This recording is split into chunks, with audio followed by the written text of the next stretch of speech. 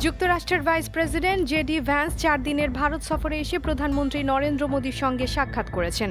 এই দুই নেতার মধ্যে এমন এক সময় বৈঠক অনুষ্ঠিত হচ্ছে যখন চীন ও যুক্তরাষ্ট্রের মধ্যে শুরু হওয়া বাণিজ্য যুদ্ধের কবলে বিশ্ব।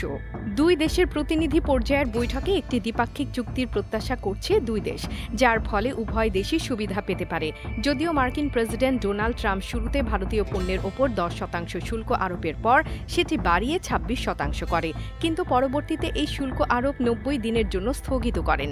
এই সুযোগে উভয় দেশের মধ্যে একটি বাণিজ্যিক চুক্তি আরোপের সুযোগ রয়েছে, যাতে উভয় দেশই সমান সুবিধা পেতে পারে বলে আশা করছেন অর্থনীতিবিদরা। এনডিটিভির প্রতিবেদনে বলা হয়েছে, ভারত ও যুক্তরাষ্ট্রের মধ্যে একটি বিশেষ এবং সৌহার্দ্যপূর্ণ সম্পর্ক রয়েছে, কারণ ভারত বিশ্বের বৃহৎ গণতন্ত্রের দেশ এবং যুক্তরাষ্ট্র প্রাচীনভাবে গণতন্ত্রকামী।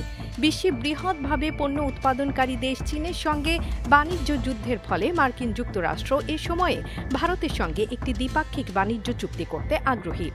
এর ফলে চীনের সঙ্গে চলা বাণিজ্য যুদ্ধ থেকে কিছুটা সুবিধা পাবে ওয়াশিংটন, এমনটাই বলছে হোয়াইট হাউস।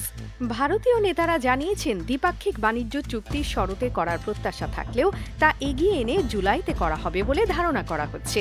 ওই সময় ভারতে বর্ষা মৌসুম শুরু হবে।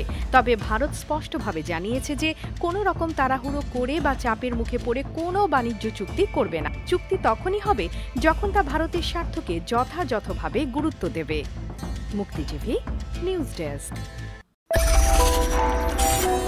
আপনারা দেখছেন আমেরিকা থেকে সম্প্রচারিত মুক্তি টিভি।